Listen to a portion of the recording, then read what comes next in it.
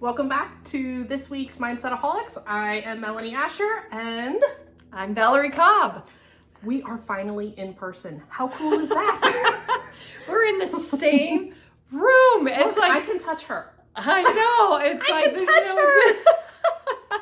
It's no division. There's no line. No, there's not. Not at all.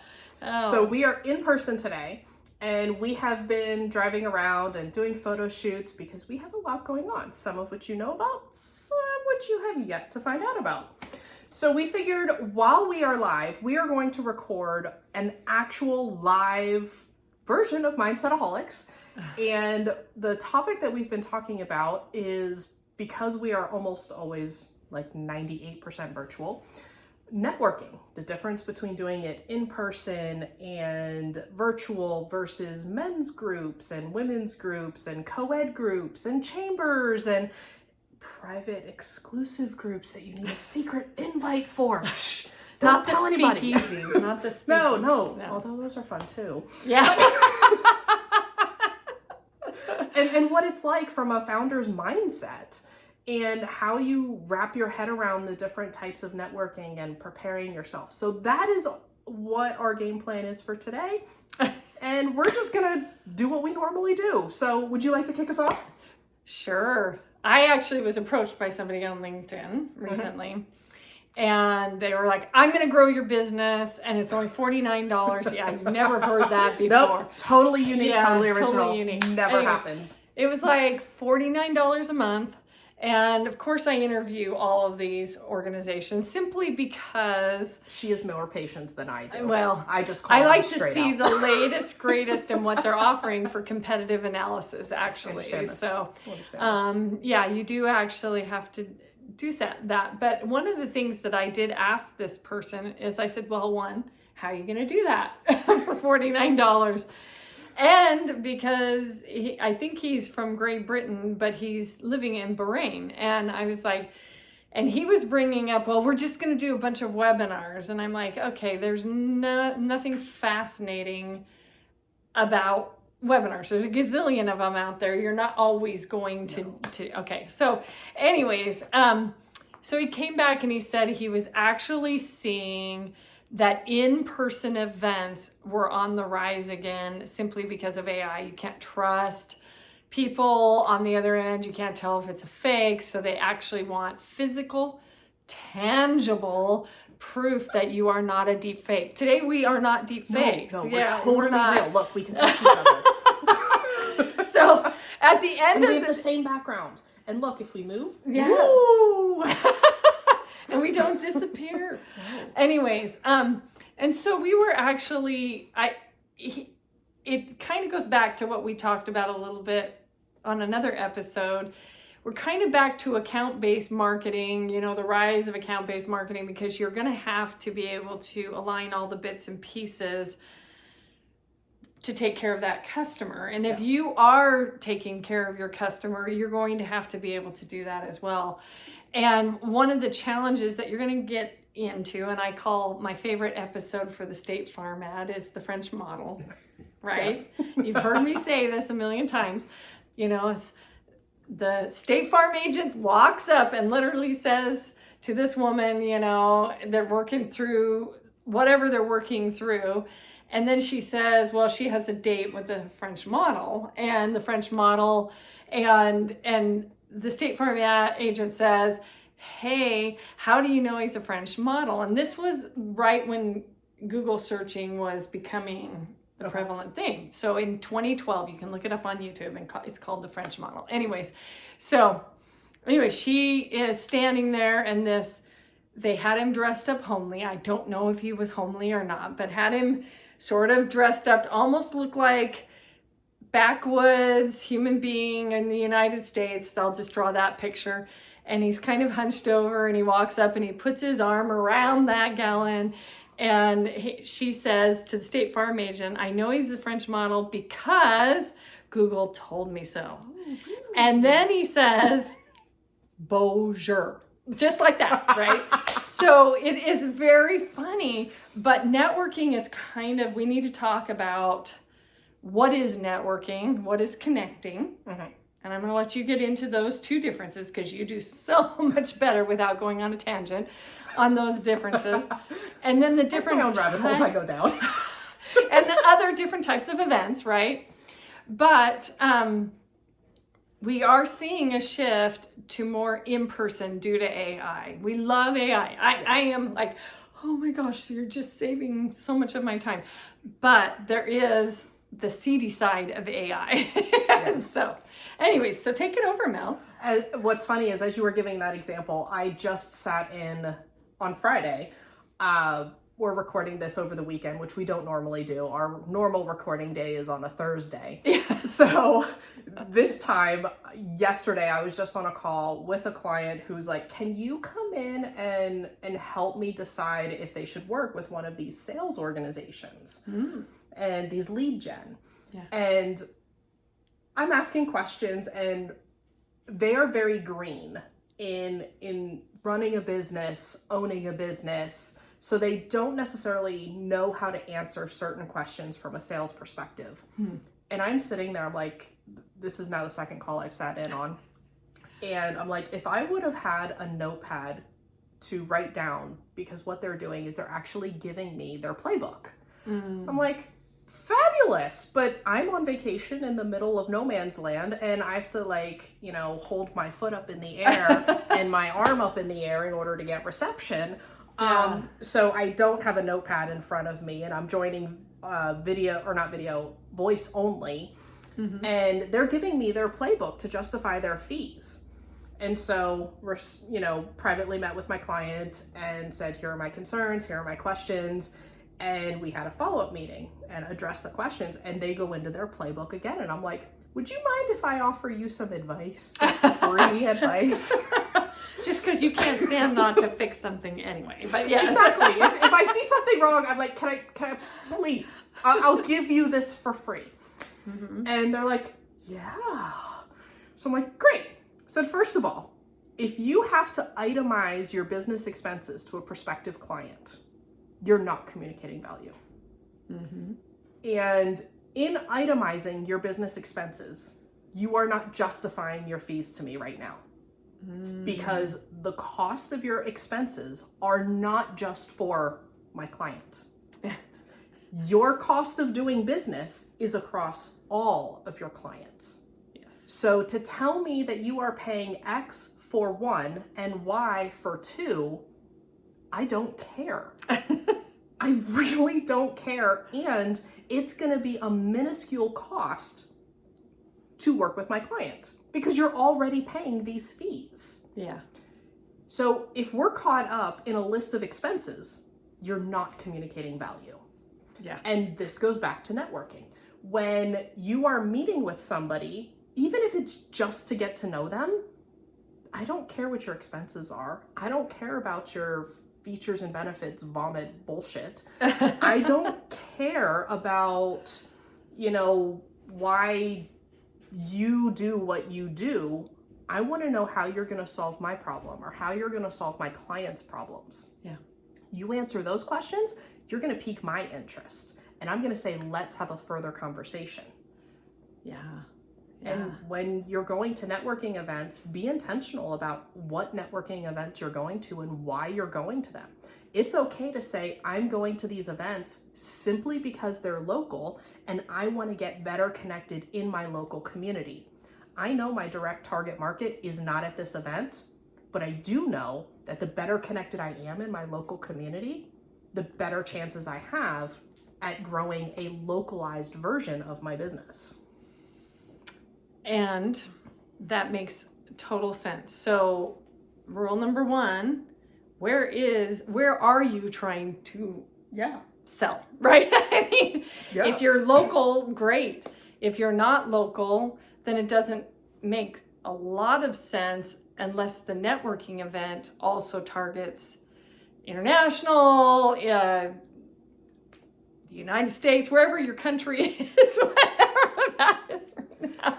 So another way to say what we're both saying is, first of all, identify why you are going to the events you're going to. Yes. Is it you want to meet local people? Is it you want to learn something?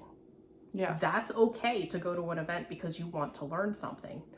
Or are you looking to meet someone in particular? You want to meet Cindy Lou who works at company XYZ. That's who you are going to meet. I want to meet Cindy Lou Who. I always liked her. I know. Have you not noticed that anytime I make a form, the default name is always Cindy Lou Who? No, I didn't even think about that. I'm going to have to watch for that. Oh my gosh. I do it with clients. I do it with my business. That is the default name I use is Cindy Lou Who. Yeah. All right, a little tangent. We're going to have Cindy Lou Who pop up on the screen. But yeah, so be intentional. First of all, time is obviously the only thing you own. Yeah, that's it. And so be very intentional and also look for what the outcomes are that you're looking for. So the second big tip, and I don't care if this is virtual or in person, don't ever talk the weather. Oh yeah. Don't. Hey Mel, how What? warm is it here today? It's pretty toasty, but I'm not going to talk about that because we're doing this and this is way cooler.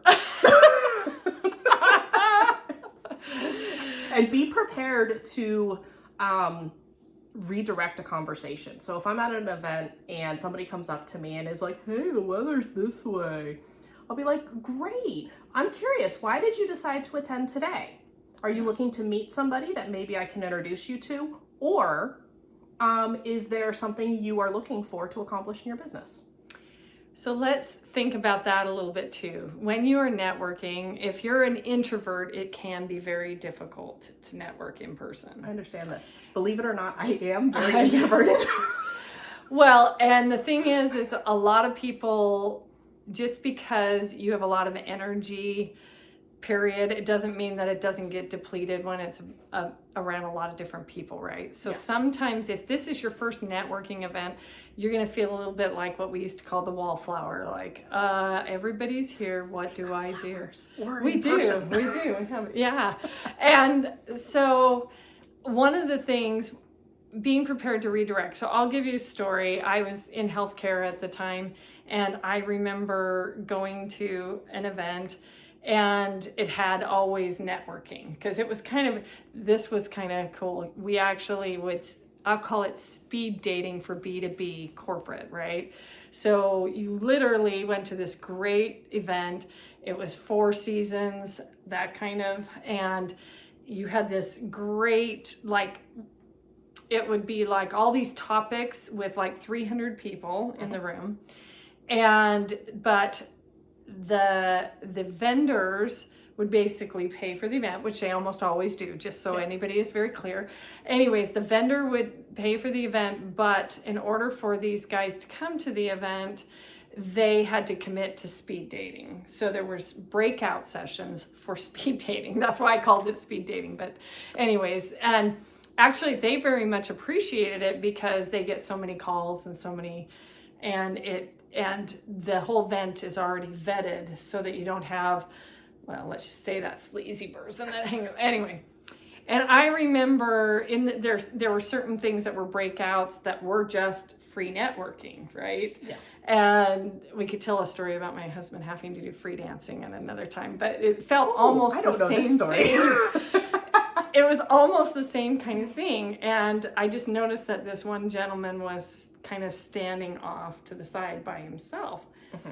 And so to Mel's point, you can redirect, but you can also go first. Yes. And so when I walked up, because it was, typically they're in bars and stuff like that, I walked up and I just said, how are you? And you look like you're looking for something. And I found out later that person had just gone through a very traumatic experience. And so they were kind of hanging back. And it was like a highlight to have somebody actually walk up to them and say, how are you? And to start talking about being curious.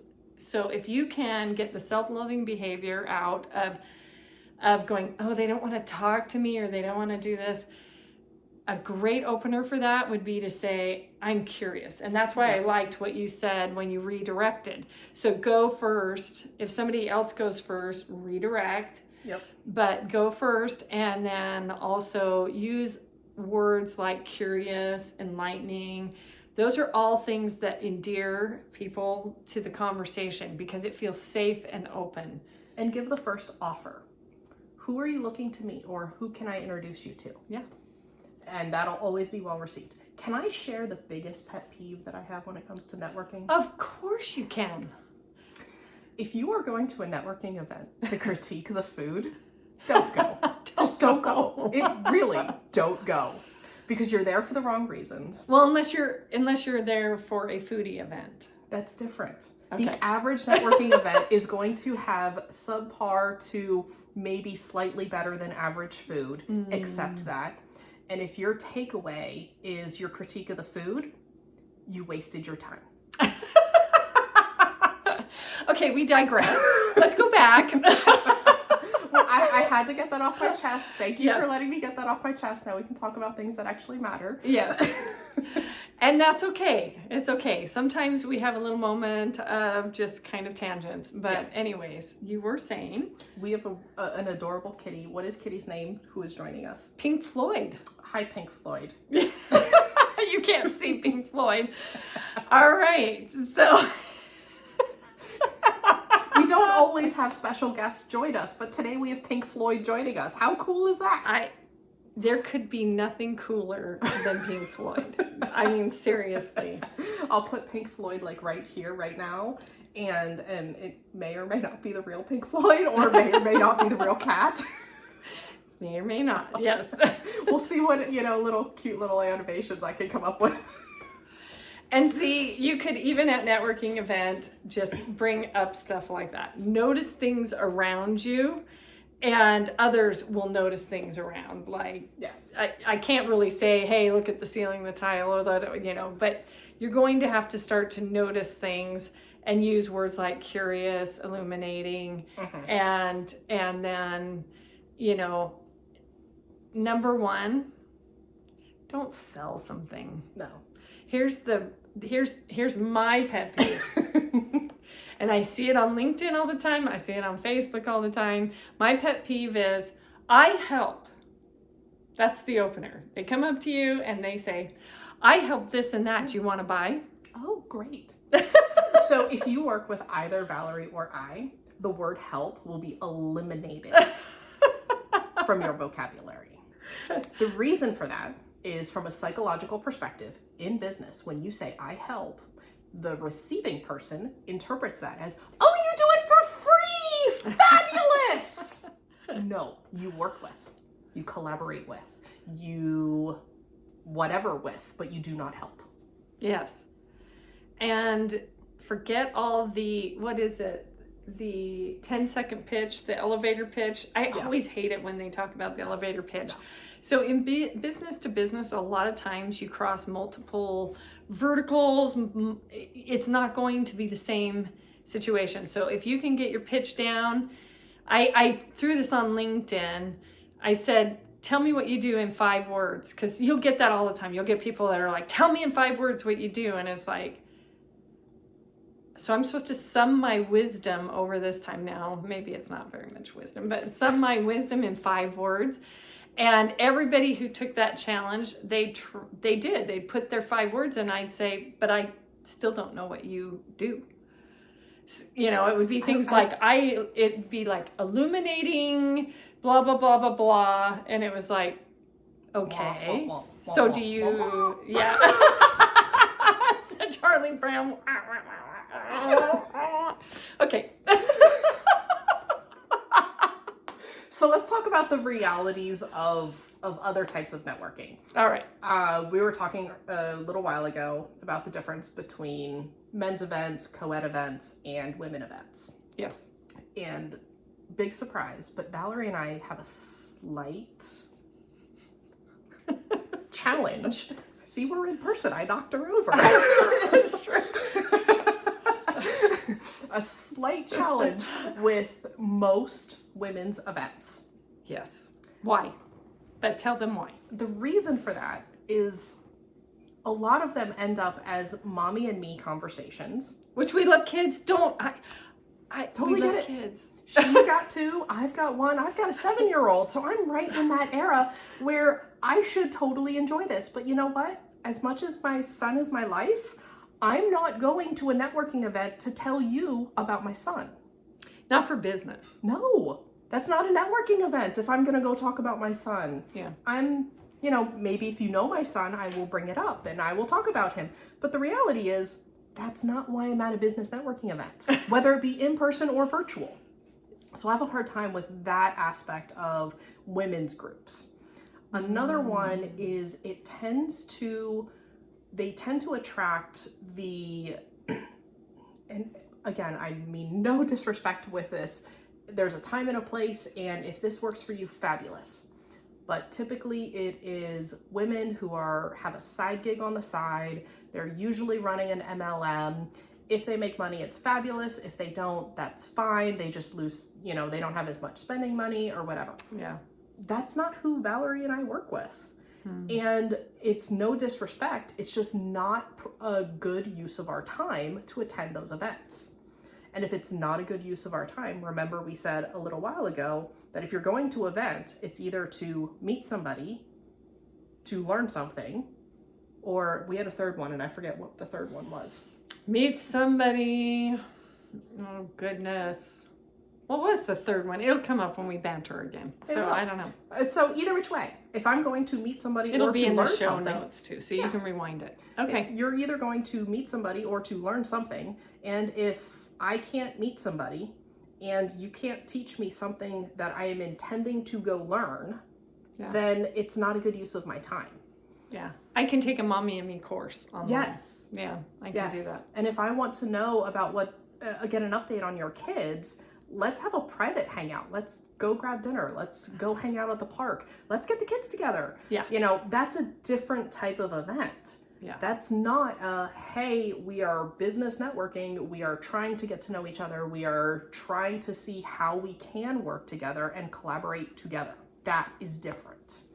So that's where I have a hard time with women's events. On the flip side, sometimes these events turn into certain women over-parenting other women. Oh, yeah. Oh, my goodness. The whole, hey, we're going to have an actionable item that we're going to hold you accountable to until next time. Yep. You're not my mommy. You're not going to tell me what to do. And if I can't take the initiative and do it on my own, that's on me. I think also and there are very valid women events. Don't get us wrong. Yes, there are. Very valid, but the other one that I don't like to attend is the hate on men in business events. No. And that happens so often. I don't get paid as much. I don't this. And so the whole event turns into this men bashing. And I you are strong. You can negotiate or not work with whatever that organization is. And I just don't feel like you need to exhibit that kind of self-loathing behavior. But there are great women events out there. Yes. So, but those are the reasons. Don't go if that's the focus and you are actually trying to do B2B, growing your business. Yes. So it is possible to find good events. In the B2B space, it is a little harder because the way our culture works and the way our society works, B2C is easier to understand. So it's easier to organize B2C networking. Yeah. And it is harder and it's possible at the same time. It very much is. And when you think about a fourth, well, we talked about the lead generator networks, networking. So there's a lot of those that are out there. Yes. And again, if you're there to get leads, be prepared to give leads. Yes. Give before you get. Yes. Give before you get. So offer before you receive, before you ask. Yes. BNI, some of those groups are out there. Then there's the Vistages that don't even talk about business. Over time, you will end up developing relationships and hopefully they're like lifelong. And I have friends, lifelong friends from Vistage. I have never had any business result from Vistage. And to clarify that, just because she's not had that experience doesn't mean there aren't others out there. I know there are some that have their entire network is generated from Vistage or similar groups. It's not exclusive to Vistage. But you can't ask for leads. Yes. That's the point. And no, and I agree. Yeah. I have many friends that is their number one stomping ground, is like a Vistage group. Yeah. But to compare the two, BNI is all about, it's a direct ask with with the expectation of a direct receive. Yes. And Vistage is an indirect, and that just is based on you gaining friendships and colleagues and things like that. And eventually they will know you, and eventually you'll start referring business somehow, some way. To do a callback to our last episode, it's to build relationships while wearing a kilt. Yes. There you go. Mel just summarized it. So anyways, I'm not hating on one or the other, but that is the type of, that's sort of the type of leads, community kind of events like that. So then there is all flavors of in between. Yes. And then there's the whole networking when it comes to investors and how that's different. And different expectations and when you're talking about investors and things like that, that's like an episode in and of itself, I think. It is. I think, because that's, think a little bit about networking for Shark Tank. Yes. That'll help you. That'll summarize. That will. And you, at some point as an entrepreneur, usually get some type of funding, whether it's debt financing or it's VCPE or whatever. So that's its own little kind of show. But anyways, so that's all I have in the networking realm. I was gonna say, what's your key takeaway or key thing that they should do today? Your key thing that you should do today is realize, actually there are two key things. Ooh. Number one, I don't have to give one today because she's gonna give two. No, she doesn't give one. The key is decide if the network is worth your time, right? Yeah. And so to do that, you have to decide what your motive is, or what you're going to spend your time on, and the reasoning why. And we already enumerated what those were. So you make that choice, but you are going to need to do some time to start to look at where your people actually buy from or who they connect from. Because right now with AI, and that's the second, right now with AI, there is a ton of in-person, simply because the trust aspect is much faster that way. We need to be able to touch the other people to validate that they're real. She's real. Yeah. I might be AI generated, but she's real. Yes, I just photoshopped it all. So I'm that good. All right, your key takeaway. No. My key takeaway is, again, prioritize why you are there. You can go to any event for any reason. Just be crystal clear on what that is up front.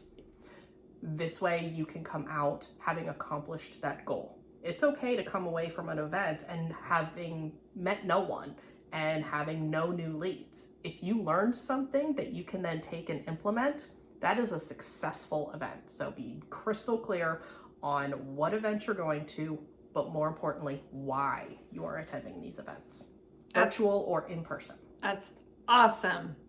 And we're just grateful to have you guys watching. And we're in person! We are in person, and we even had Pink Floyd visit us, right?